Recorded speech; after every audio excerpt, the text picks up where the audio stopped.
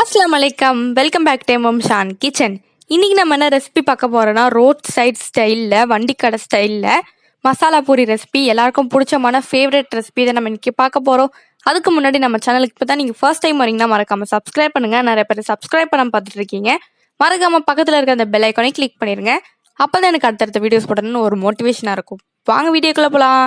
First இதுக்கு நான் வெள்ளை சுண்டல் எடுத்திருக்கேன். இதை வந்து நல்லா தண்ணியில 8 மணி நேரம் நல்லா ஊற வச்சிருங்க. நான் 1 கப் எடுத்திருக்கேன். இப்போ ஒரு கடாயில 1 டீஸ்பூன் எண்ணெய் சேர்த்துக்கிறேன். 1/2 டீஸ்பூன் சோம்பு இல்லைன்னா நீங்க ஜீரகம் சேர்த்துக்கலாம். ஒரு பெரிய சைஸ் வெங்காயம் சின்னதா கட் பண்ணி சேர்த்துக்கோங்க. இப்போ இது வந்து நல்லா ஒரு ப்ரௌன் கலர், லைட் ப்ரௌன் கலர்ல வந்தா போதும், ரொம்ப வதங்க வேண்டாம்.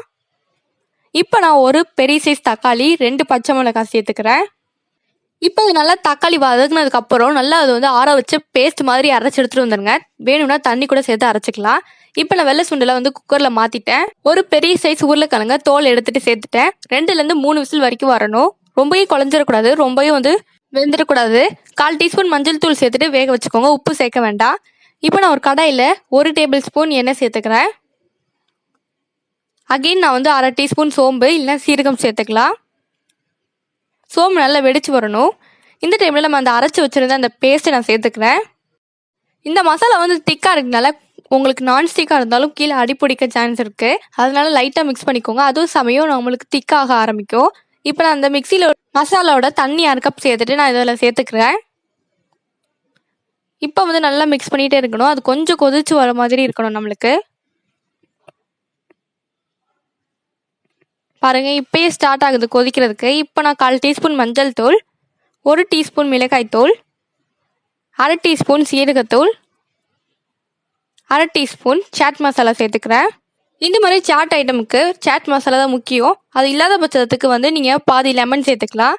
இப்போ நம்ம வந்து வேக வச்சு எடுத்து அந்த சுண்டலை வந்து லைட்டாக நான் மேஷ் பண்ணிக்கிறேன். அந்த சுண்டலையும் அந்த உருளைக்கிழங்கையும் பாருங்கள் 1 2 இருக்கணும். ரொம்ப மேஷ் ஆகிடக்கூடாது, சாப்பிடும் போது நல்லா இருக்காது.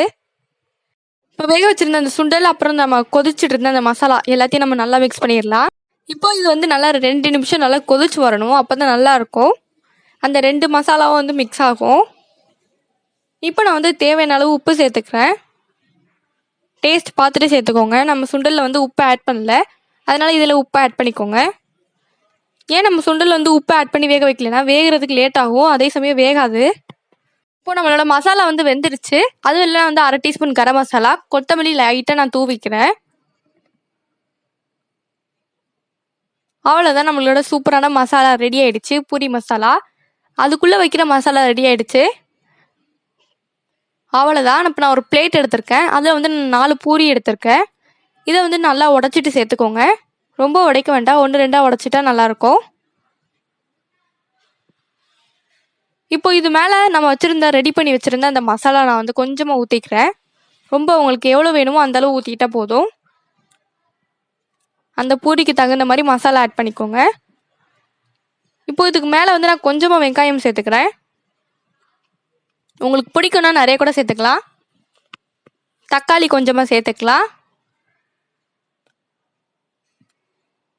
மேலே வந்து ரொம்ப ரொம்ப முக்கியமான சேவ் ஓம பொடி சேர்த்துக்கிறேன். இதுக்கு மேலே வந்து கொஞ்சம் கொத்தமல்லி. அவ்வளோதான், நம்ம செஞ்ச மசாலா பூரி ரெடி ஆயிடுச்சு. அதே ஸ்டைலில் டேஸ்ட்டாக ஹெல்த்தியாக சூப்பராக நம்ம இன்னைக்கு செஞ்சுருக்கோம். இந்த ரெசிபி உங்களுக்கு பிடிச்சிருந்ததுன்னா லைக் பண்ணிக்கோங்க, ஷேர் பண்ணிக்கோங்க, மறக்காமல் சப்ஸ்கிரைப் பண்ணிக்கோங்க. பக்கத்தில் இருக்க அந்த பெல் ஐக்கனே கிளிக் பண்ணிட்டு போங்க. அப்போ தான் அடுத்தடுத்த வீடியோஸ் போட்டால் உங்களுக்கு உடனே நோட்டிஃபிகேஷனாக வரும். இது போல ஒரு இன்ட்ரெஸ்டிங்கான வீடியோவில் நெக்ஸ்ட் டைம் சந்திக்கிறேன். Bye, see you, take care, stay home, stay safe. மறக்காமல் நம்மளை இன்ஸ்டாகிராம் அண்ட் FBயில் ஃபாலோ பண்ணலாம், ஃபாலோ பண்ணிக்கோங்க. நான் என்னென்ன ரெசிபிஸ் போட போறேன்னா உங்களுக்கு அதில் தான் அப்டேட் வரும். பாய், நம்ம நெக்ஸ்ட் வீடியோவில் பார்க்கலாம்.